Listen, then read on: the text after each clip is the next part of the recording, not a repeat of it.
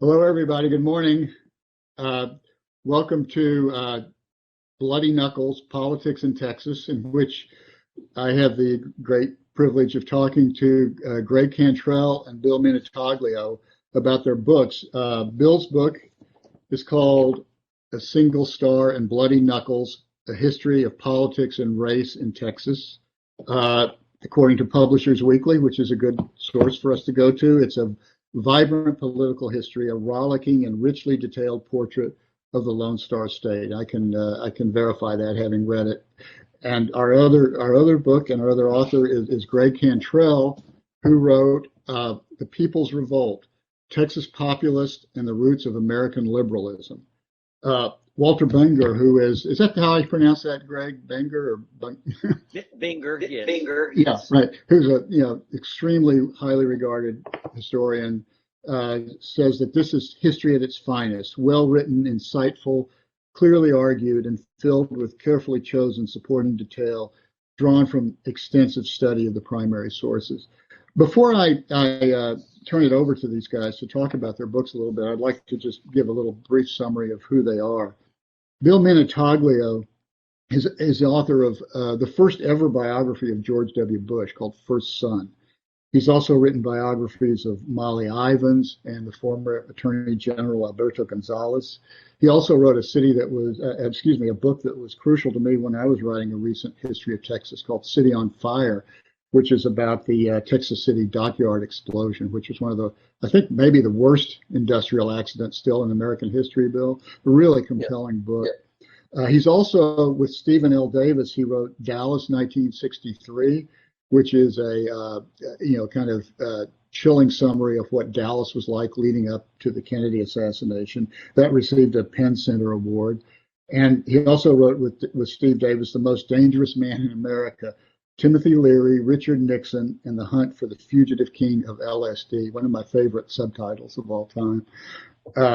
He is a longtime journalist. His work has appeared in the Texas Observer, the New York Times, Esquire, Newsweek, Washington Post, Texas Monthly, and of course, the Bulletin of Atomic Scientists, which I'd like to know more about. His new book, from which this panel takes its title, is A Single Star and Bloody Knuckles: A History of Politics and Race in Texas. And Gregg Cantrell teaches at Texas Christian University, where he holds the Irma and Ralph Lowe Chair in Texas History. He is one of the authors of The History of Texas, a textbook that is now in its, sixth edition, I think, sixth or seventh. He is also the author of an extremely crucial and important biography of Stephen F. Austin, published by Yale University Press in 1999, called Stephen F. Austin, Impresario of Texas. And Yale has also published the book we'll be discussing today, The People's Revolt: Texas Populists and the Roots of American Liberalism. So if you guys wouldn't mind, Bill, let's go first with you. Could you tell us a little bit about how you came to write this book, what the scope of it is, and basically what it's about? Well, sure. I did. Off, I wanted to. Anyway, we'll go over to Greg, and why don't you sort of tinker with your volume or what controls or whatever. Okay, yeah. Let me see what I can do here. Okay, have I got the same problem? No, I can hear you. Can you hear him, Bill? I can hear you, Greg. Yes, sir. I'm a professor, so I've done a lot of this online stuff over the last year, and I've known that the technical meltdown was just a matter of time to happen, right. and so this may be the day. I don't know.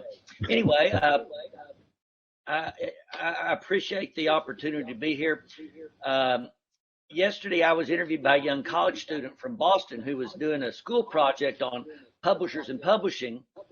And I had to explain to her that the sort of books that professors write and the sort of presses that publish such books don't really qualify as real books or real publishing, since the books are mostly on incredibly obscure topics like a third-party political movement of the 1890s. And the presses that publish such books would consider sale of 1,000 copies worldwide to be something of a success. In other words, it's a very different world from that of Bill Minutaglio or Steve Harrigan, who write books that people actually read, published by presses that actually make money from the venture. So I am honored to be here in their presence, even if I feel like something of an imposter. No, not at all. My book is a history of the populist movement of the 1880s and 1890s in Texas, and the short-lived political party, the People's Party, that the movement gave birth to. Now, most Americans only have a vague notion of who the original populists were and what their movement was all about. Nationally, many people associate it with William Jennings Bryan, who was never a populist. And in Texas, people often bring up the name of Governor Jim Hogg, who also was never a populist, though both men championed some policies that originated with populists. The other thing I often hear people bring up when populism is mentioned is a sort of grab bag of politicians since the 1890s, a list that often includes Huey Long, George Wallace, Ross Perot, Sarah Palin, Bernie Sanders, and of course Donald Trump. Go figure. But as an academic historian, of course, I read the scholarly works on American populism from Richard Hofstadter in the 1950s, who depicted the original populists as these paranoid, anti-Semitic small farmers beset by status anxiety in a country that was rapidly industrializing, to Lawrence Goodwin in the 1970s, who found in populism a radical, small d democratic alternative to the dehumanizing force of liberal industrial capitalism.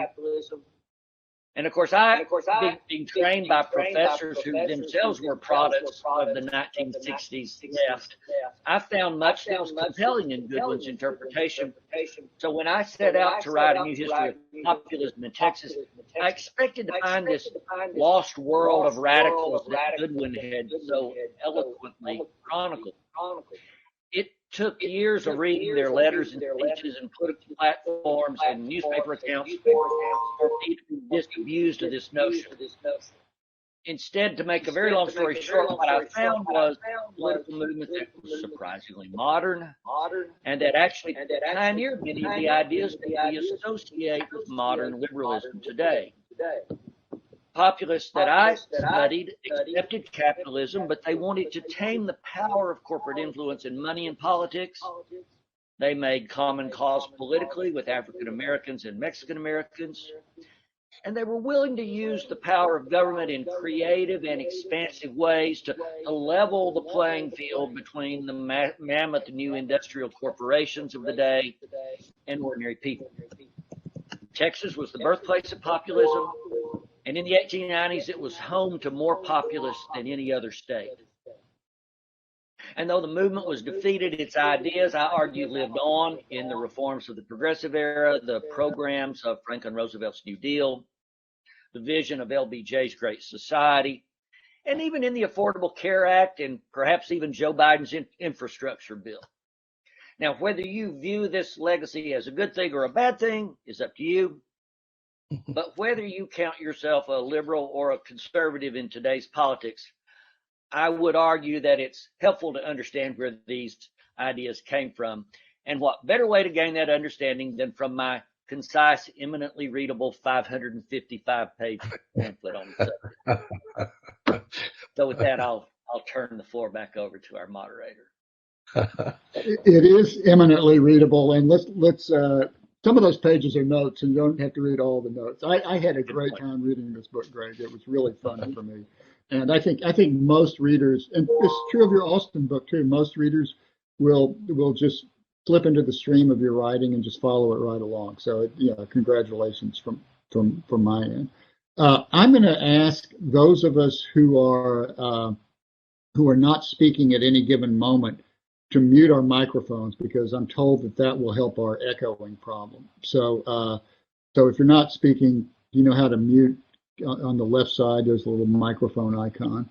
Bill, I'm going to turn it over to you and let you. That might solve our problem that we're having. So could you tell us a little bit about your book, Sure. And then I'll come back up and then mute myself and ask another question. Okay.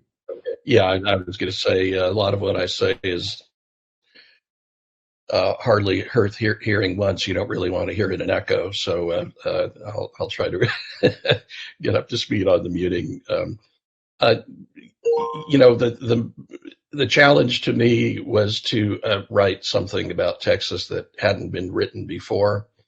And again, I was very fortunate. I'm not trying to overflatter you, Steve, but I was really fortunate to read your work in progress. You were kind enough to ask me to take a look at your masterwork, your History of Texas, a while back. And what I thought I would try to do was simply take a look at some folks, some people who maybe hadn't been written about a whole lot before. You certainly had mentioned many of the folks who are in my book, but I wanted to do a bit of what I might call, at great liberty, a revisionist history of Texas, and make sure that I told the story of politics, which, could take endless miles of books to write about, but to write about the history of the political evolution of Texas post-Civil War up until today, and that's the main focus of my book, through the prism of a handful of people.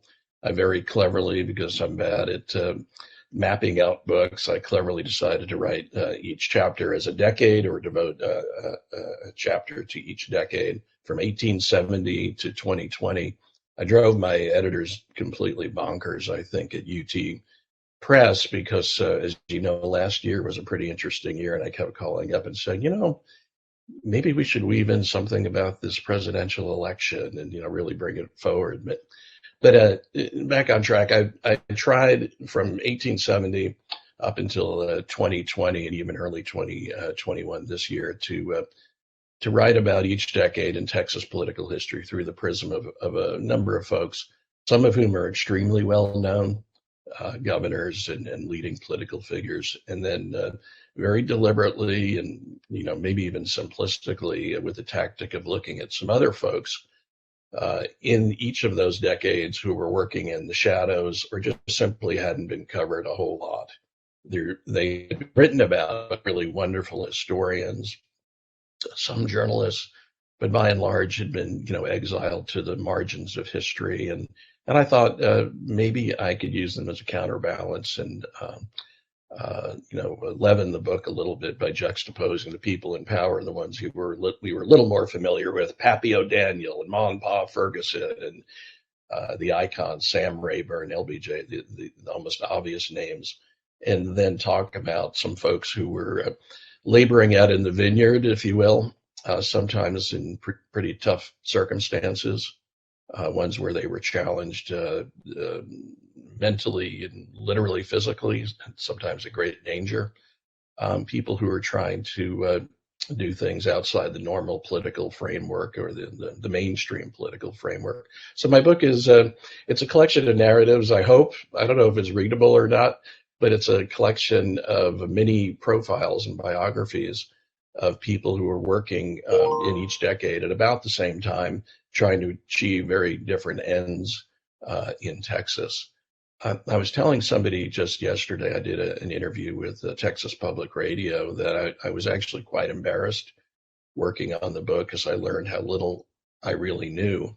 And it took my studying books by you guys and then, drilling down to all the wonderful work that a lot of historians have done over the years to truly, get a handle. I've been trying to write about Texas for 45 years. I've lived in 6 different cities, each of them very different in size and political inclinations. And working on this book, I learned more than I frankly ever did in was those entire 45 years.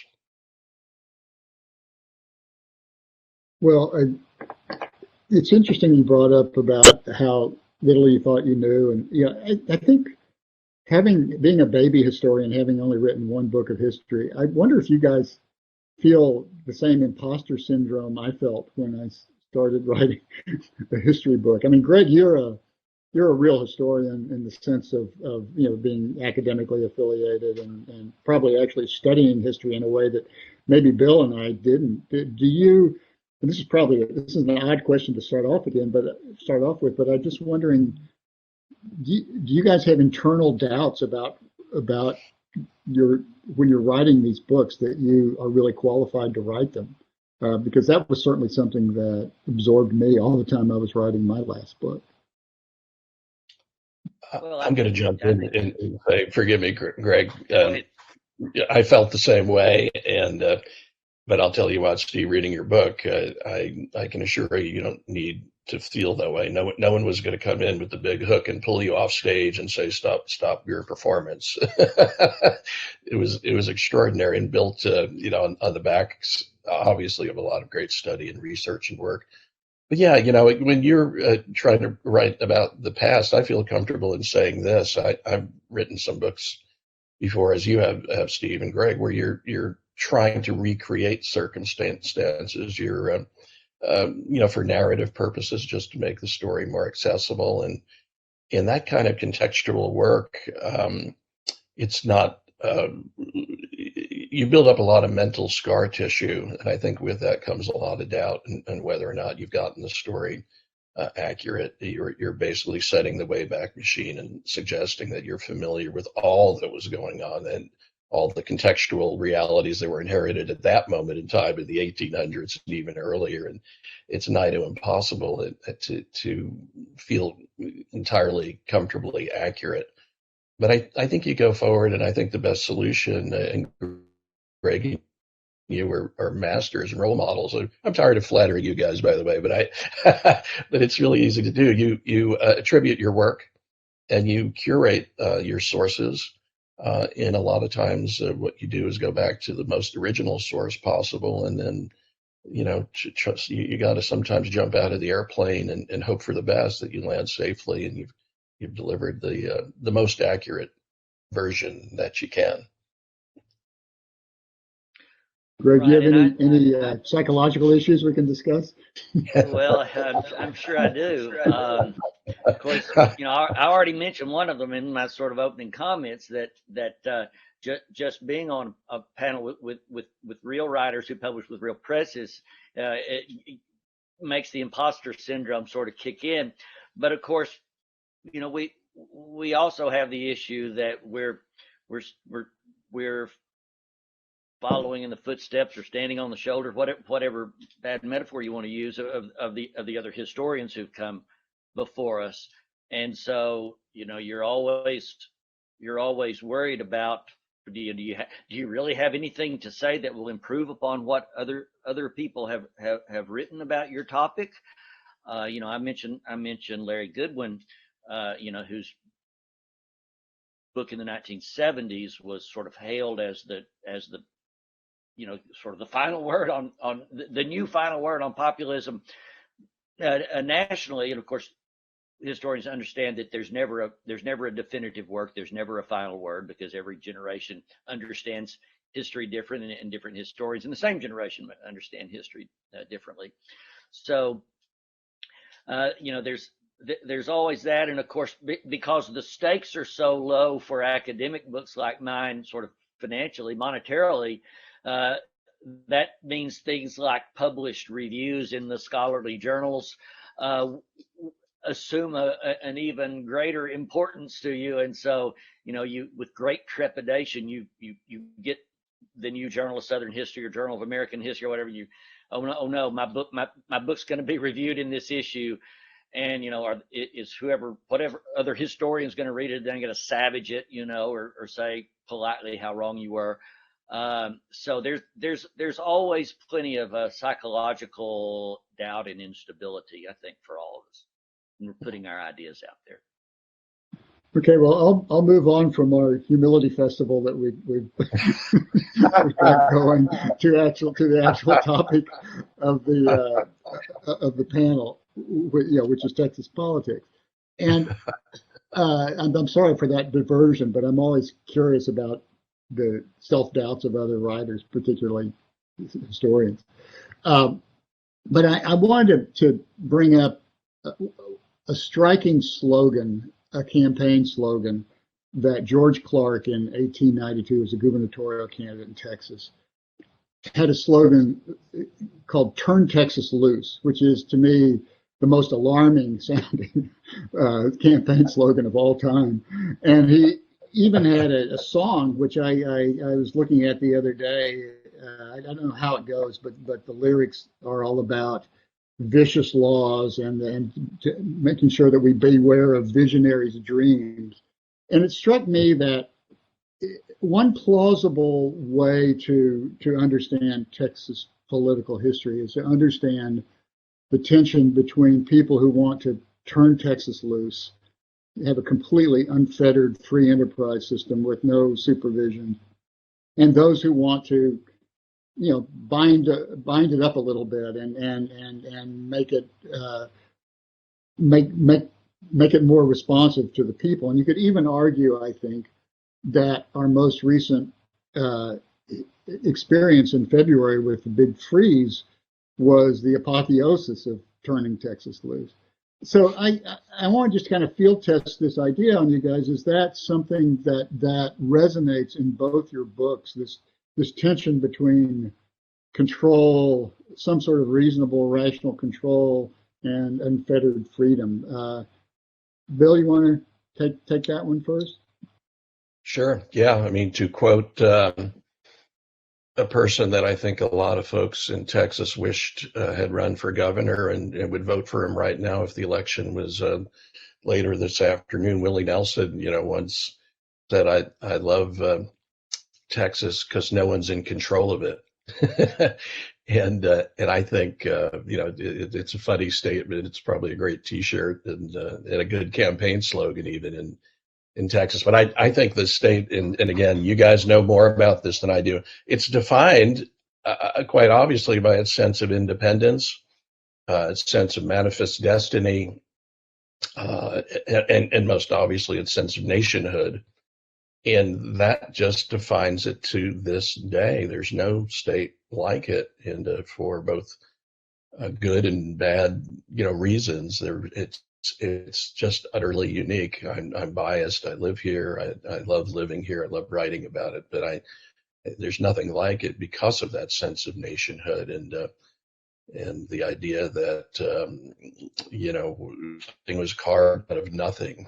In a way, you're unlike almost all other states, and I think it just defines it, that anti-regulatory, anti-control sense. We want to be turned loose, but sort of in our own manner. We want to be self-directed. It's an almost simplistic observation, but the premium on states' rights and self-control. Greg Abbott, again, our Governor Greg Abbott, as Attorney General, famously or infamously said, I'm paraphrasing, a few years ago when asked about his job then as Attorney General, he said, I wake up every morning and I think about how to sue the federal government to resist federal control, and that's obviously a pretty catchy soundbite and kind of a funny slogan in a way, but it runs true. I think I think that's the through line or the thread line that goes all the way back to the founding of the nation and then state of Texas, and there's inherent pride in all of that, and then there are inherent complexities, even dangers in all of that. Greg, do you have any thoughts on that sort of overall theme? Yeah, sure. Well, it is sort of the overall theme of my book. You chose that quote from the 1892 gubernatorial race, the famous three-way gubernatorial race of 1892, and the conservative Democrats, George Clark's campaign slogan, "Turn Texas Loose," and it's a good thing that I didn't have to invent that, because because historians are sort of frowned upon if they actually invent things out of whole cloth. But if George Clark hadn't said that, I would have almost had to invent some Democrat saying exactly that, because it was a thing then, just as it is now, that there's the libertarian streak in Texas politics goes back beyond even earlier than the 1890s. Obviously, it goes back to the beginning of Texas politics. Certainly, if you look at the 1876 Constitution, state constitution, that grand document that still governs us today, the thing that's sort of most notable about that Constitution was how it tied up the hands of government in all sorts of ways, to the point that if you want to abolish the office of cotton weigher in Loving County, you have to pass a constitutional amendment. to do so.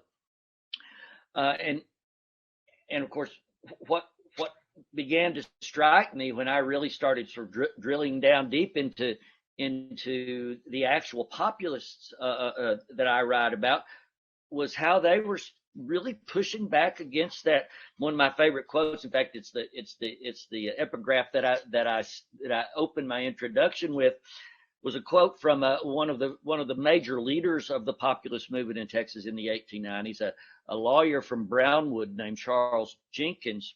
And Jenkins at one point was sort of answering the turn Texas loose argument, and he said, "I have never been frightened by that scarecrow strong government. I believe in a government strong enough to protect the lives, liberty, and property of its citizens." Well, that struck me as remarkably modern sounding, even if the imagery of a scarecrow, something put up to scare people off, right? What is a very 1890s sort of image, but the idea that strong government, a government strong enough to protect the lives, liberty, property of the people, is going to be put up as a scarecrow, tells you that there was always a very sophisticated counter argument against the libertarian argument that said the best government is limited or maybe even no government. And so it's a theme that runs throughout, certainly throughout my work. So both your books obviously are about Texas politics. Gregg, yours takes place in a very contained period of 1891 to 1896, roughly. Am I right about that? And Bill, yours takes place from more or less from like 1870 roughly to like yesterday, almost. I'd like to focus in on Gregg's book for a moment. Tell us more about that crucial period when it looked like populism, as you're defining it in this book, and not as we're sort of throwing the word around today, had a real chance of becoming a governing idea in Texas. Could you just tell us, there were like three different elections that you're tracking in Texas history. Could you just kind of walk us through that period in a little bit more detail? Who exactly the populists were, who Thomas Nugent, for instance, was, and what the difference was, if there was any difference, between the Texas People's Party and the populist movement. That's a lot to throw on your plate, but if you could just take any part of that, I'd appreciate it. Sure. So, I guess the first thing to keep in mind about the period that I write about in the early parts of my book go back into the 1870s, and they really deal with the efforts of Texas farmers and laborers to deal with what was then the worst depression in the nation's history. And it was a depression that for farmers and ranchers, it started in the 1870s and continued to get worse over the space of about 15 to 20 years. And there are a lot of reasons I won't go into for why there was this desperate agricultural depression, but it was literally impoverishing farmers at a nickel a pound, which is the price of where cotton bottomed out in the mid 1890s at a nickel a pound. Even the most efficient cotton farmer in Texas couldn't break even. That's how bad things were. And of course, there was zero safety net, zero really recognition by the government that this sort of problem was even anything that government legitimately should be very concerned about. And so, hard times was a necessary but not a sufficient precondition for a political rebellion like the populist movement. What's interesting about the populists is that the people who became populists in the 1890s, who voted for this new third party, the People's Party, start out in the 1870s and 80s, even like most other Texans, certainly most other white Texans, that the best government is the government that governs least, right? They were the Turn Texas, they were part of the Turn Texas Loose crowd. They were part of the people who wrote that libertarian Constitution of 1876.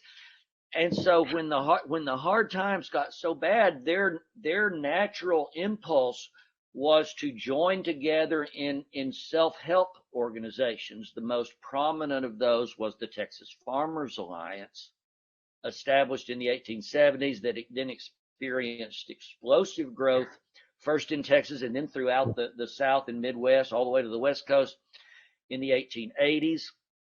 And the Farmers Alliance tried, again, private self-help, particularly in the form of farmers cooperatives. So my two grandfathers were cotton farmers out in Roscoe, Texas, west of Fort Worth here, 40 miles west of Abilene. And in the 1930s, they were two of the original stockholders of the local co-op gin, right? Well, the Farmers Alliance really sort of pioneered this idea of farmers cooperatives. And they tried it on a massive scale. There were hundreds of local cooperatives established in the 1880s, and a big statewide cooperative exchange headquartered in downtown Dallas. The idea was farmers are going to sort of establish their own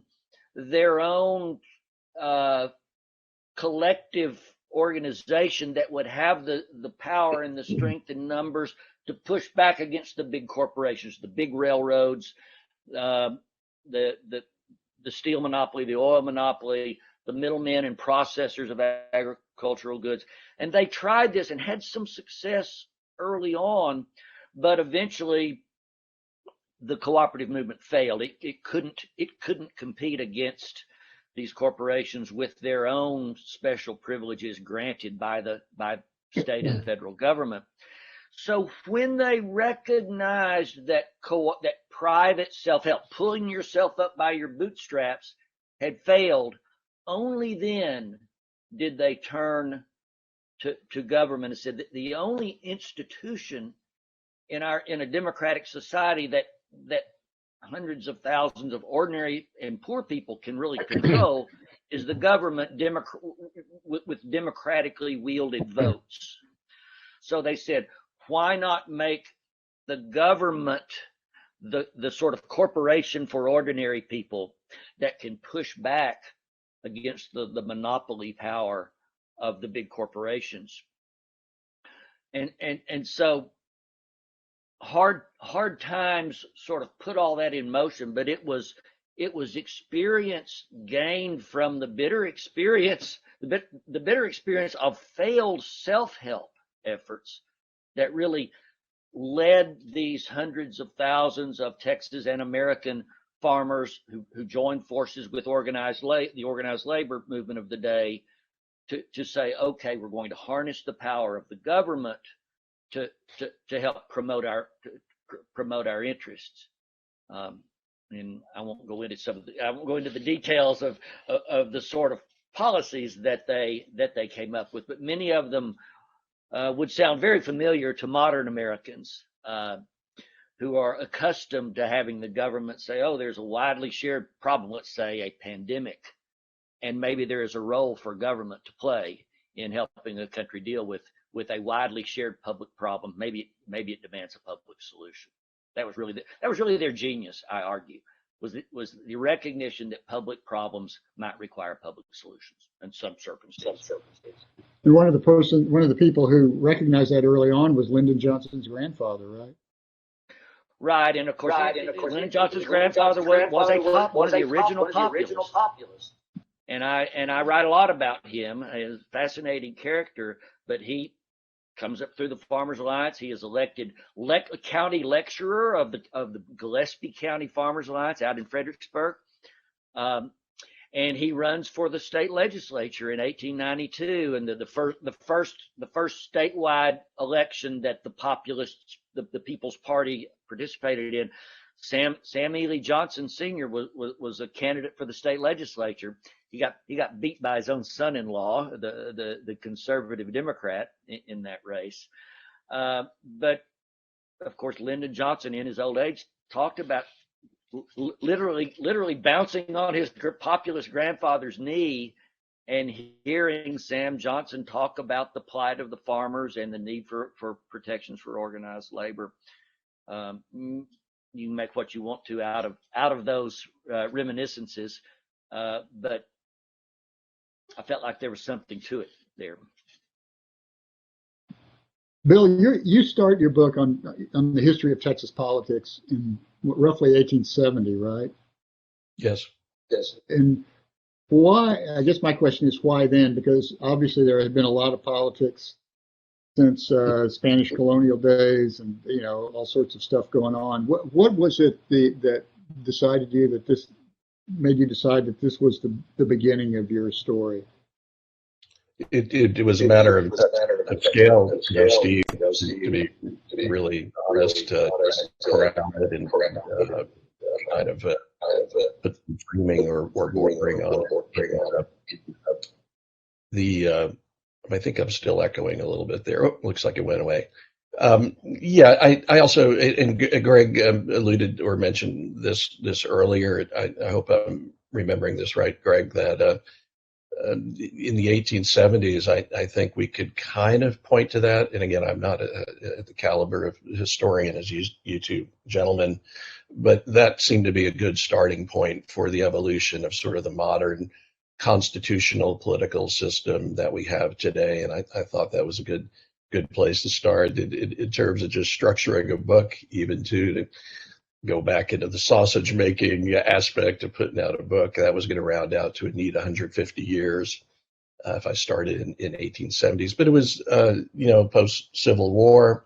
And I think what I saw then were people in Texas grappling with the legacy, of course, of nationhood and the Civil War, a breakaway state and once its own independent republic, and then how to transfer that to the new realities of Reconstruction, getting admitted back into the Union, and then still trying to maintain that sense of independence.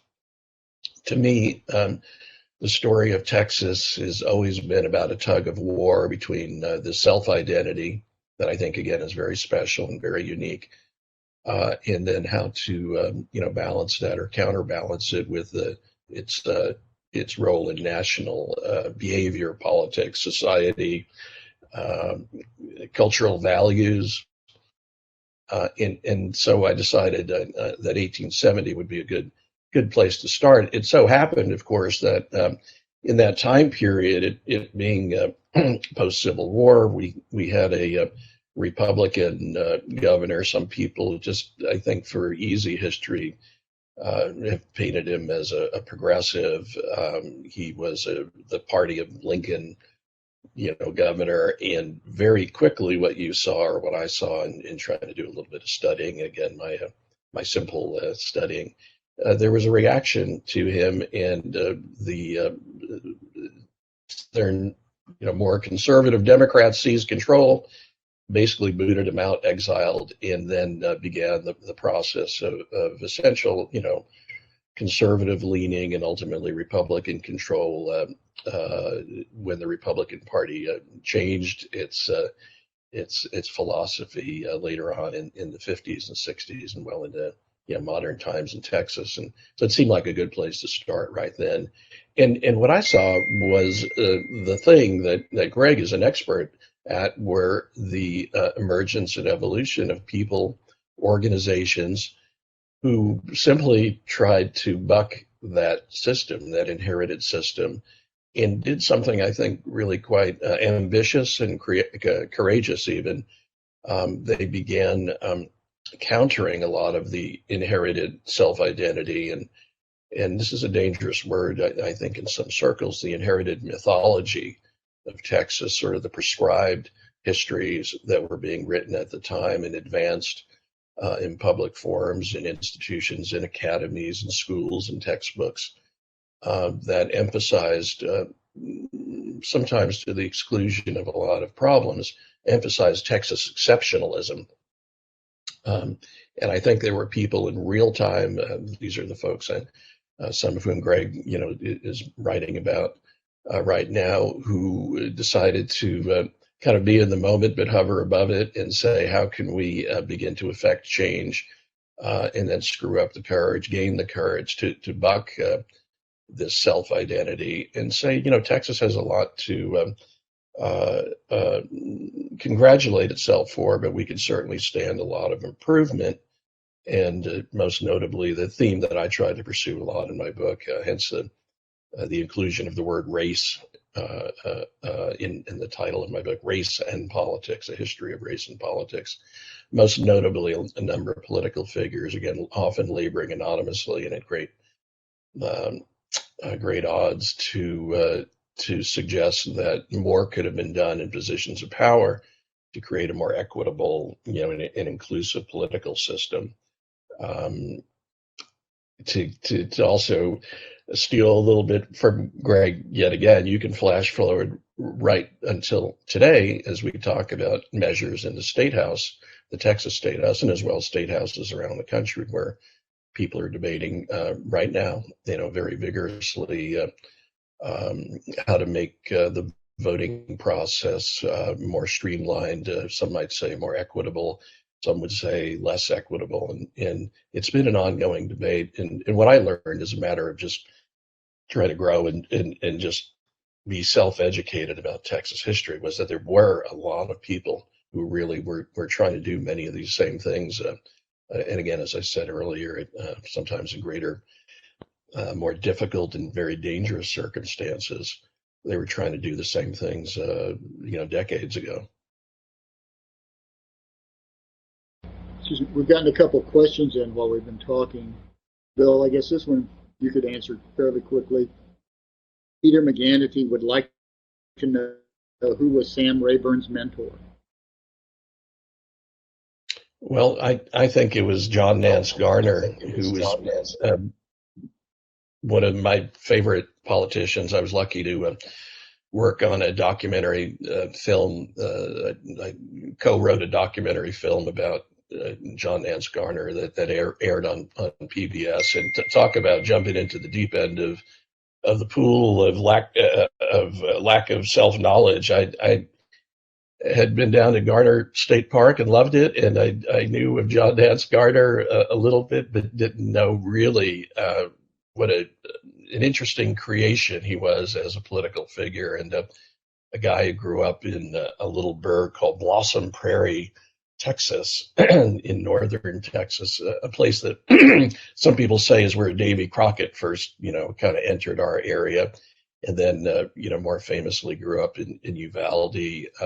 Longtime congressman in one of the most wickedly gerrymandered and constructed congressional districts in South Texas. Longtime powerhouse in Congress, and then the Speaker of the House, which I think is where Sam Rayburn began to learn a lot of his elegance and ambassadorial maneuvers, being able to work on both sides of the aisle, but also having one interesting thing that he did in terms of studying John Nance Garner, who became, by the way, FDR's vice president, and at one time harbored aspirations to run for the presidency himself. Garner used to hold what he called Board of Education meetings in Capitol Hill, basically in a back room where he'd pour glasses of branch water and basically cajole, seduce, and urge other legislators to follow his path in Congress. It's one of the reasons FDR wanted him as vice president. He was Dick Cheney before Dick Cheney as vice president, and at one time was the most powerful vice president. And Rayburn studied Garner, and Garner was glad to kind of pass the baton on to Rayburn. And Rayburn held some of his own, quote, Board of Education meetings where I think he poured the same kinds of beverages and tried to get a lot of people in Washington to do right, which often meant doing right, by the way, by Texas, and making sure that a lot of projects, military bases, infrastructure, public monuments, a lot of money would flow down to Texas, and you could drive around the state and see a lot of that evidence today. The legacy of both Rayburn and his mentor John Nance Garner. And, Rayburn was from that part of North Texas that was a real hotbed of populism. And as a child in the 1890s, Rayburn was entranced by politicians. And his idol as a kid was the famous Democratic politician Joseph Weldon Bailey, who was a raging demagogue, U.S. Congress later the youngest majority leader, minority leader in history. And Bailey was a stem-winding, mesmerizing orator, campaigning against populists. And Rayburn said, "I want to be. That's what I want to be when I grow up." I don't know how Rayburn managed to. He had the demagoguery part of his idolization of Bailey, but even then, that era of the 1890s and the debates between Democrats and populists, arguing about really shaped a lot of Rayburn's political thinking. There are, three white men on this panel talking about Texas politics, but I want to point out in both your books, you make a strong effort to include all sorts of kind of people, particularly women, particularly Black people, particularly Mexican Americans and Tejanos, who were not bystanders to this story, but very much driving it all the way through in every field. And so, I mean, we can't go. We've only got like 10 minutes left to talk about, race and gender and all the interwoven fabrics of Texas politics. But a question by Steve Davis, your collaborator, Bill, on several of your books, sort of gets us to this point that we might want to talk about for a minute. He wrote, "Texas history traditionally has been taught as white supremacist propaganda. Growing up, we never learned that slavery was a cause of the revolution. We heard about the bravery at the Alamo, but nothing about the runaway scrape. You all have written books that are helping create a more accurate view of our past. Do you think these, quote, new approaches are changing how Texas history is being taught to young people?" Anybody want to take that? Well, I just don't know the answer to that question. I know that Texas history is, I presume maybe you guys know this, it's still required in public schools. And, when my kids would come home from school, they're in their mid and late 20s now. And but I still remember asking them, what are you hearing in school? And I literally would ask, are you hearing discussions about some of the unsung heroes? Are you hearing stories about Emma Tenayuka, who led a courageous woman who led a pecan shellers strike in San Antonio in the 1930s? And are you hearing about Lulu White, an NAACP leader in Houston, Texas? And those are pretty pointed questions to be asking young kids. And I'm sure they were terrified of why Dad was grilling them, but the answer was no. And I don't know, honestly, if that's changed. I don't know what's being taught and whether the curriculums have changed. I would humbly theorize and suggest that without the evidence of the curriculum in front of me, they've not changed enough. And I think they should be there should be broadened instruction in the classroom and to discuss these kinds of things. I was talking to a mutual friend of ours, Steve, a wonderful writer in Austin one time a year or two ago, and she told me that she was at a, quote, very woke gathering, or a gathering of very woke people whom she presumed to be very open-minded and progressive in their thinking, and they were arguing, and many of them were, I believe, from Texas, had been educated in the Texas public school system, and she said that she was stunned to hear from them that not many of them consider Texas to be a slave-owning state.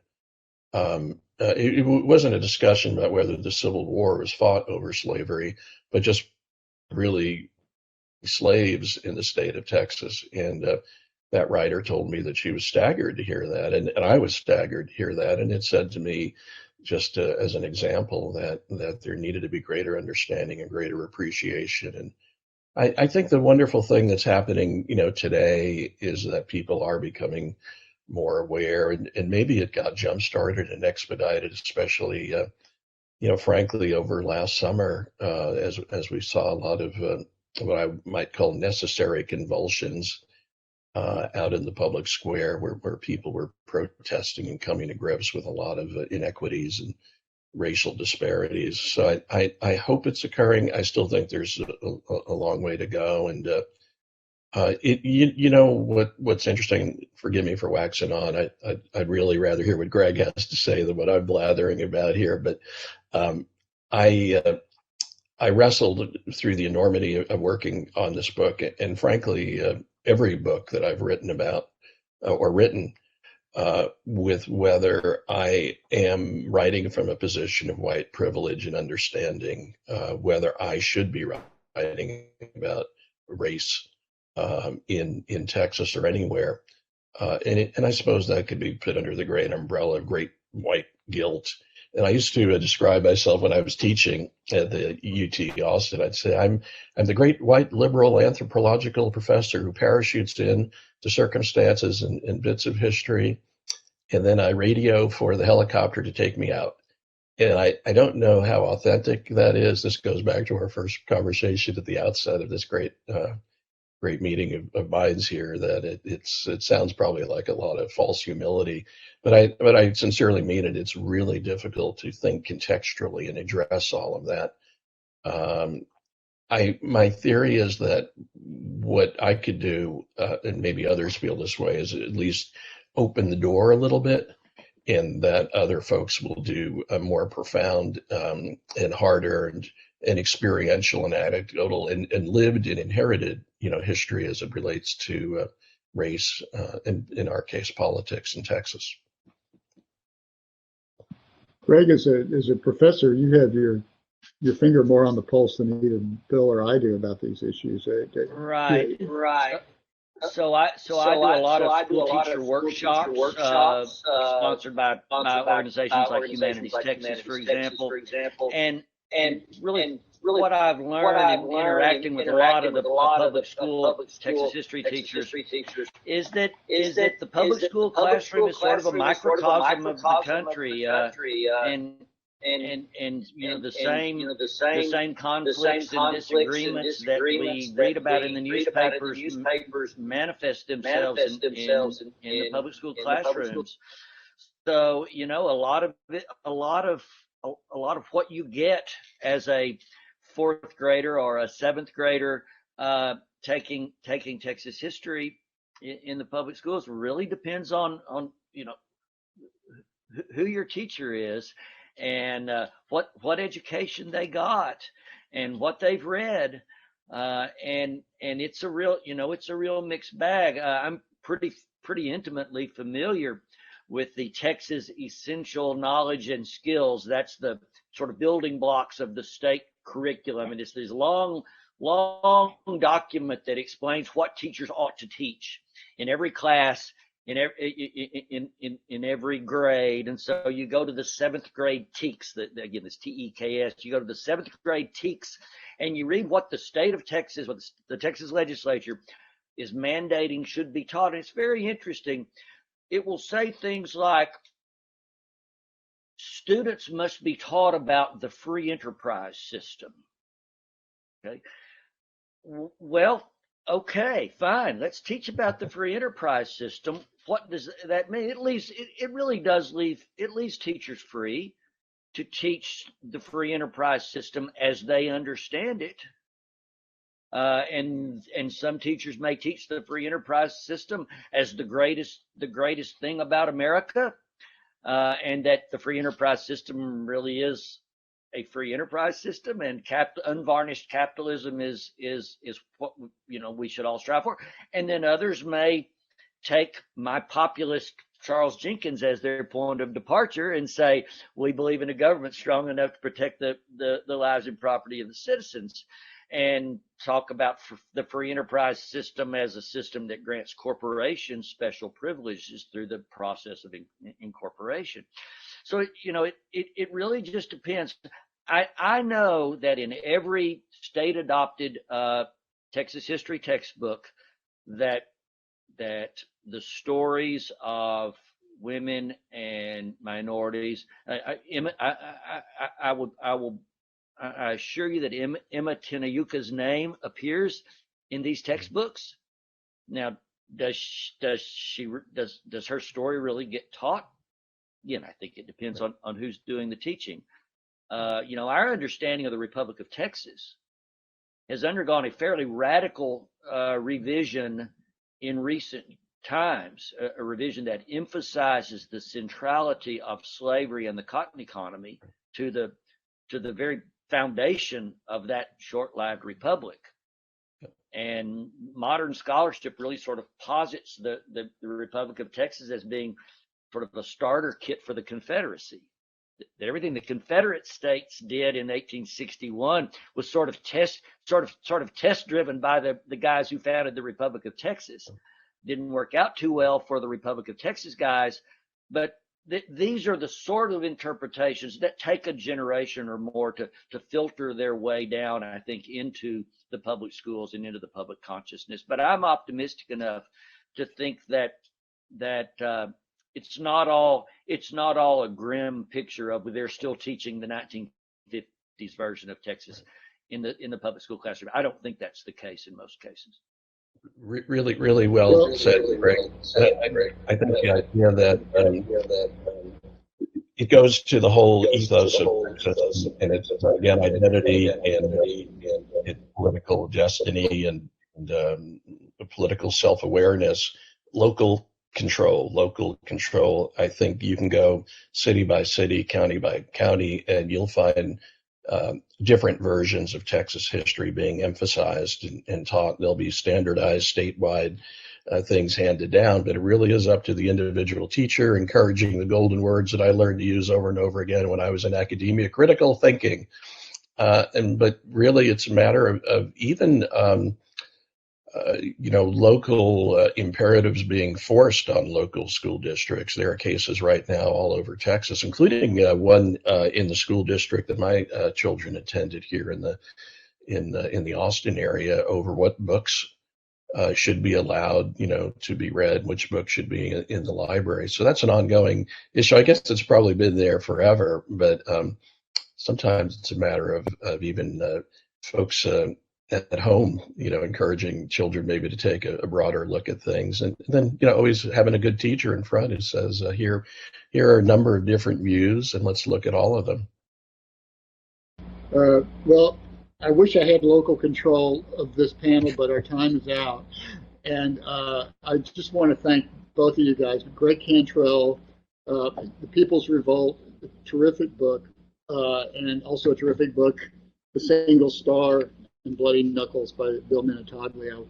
I'm sure that you can press a button somewhere on the San Antonio Book Festival website and buy both of these books and get them signed.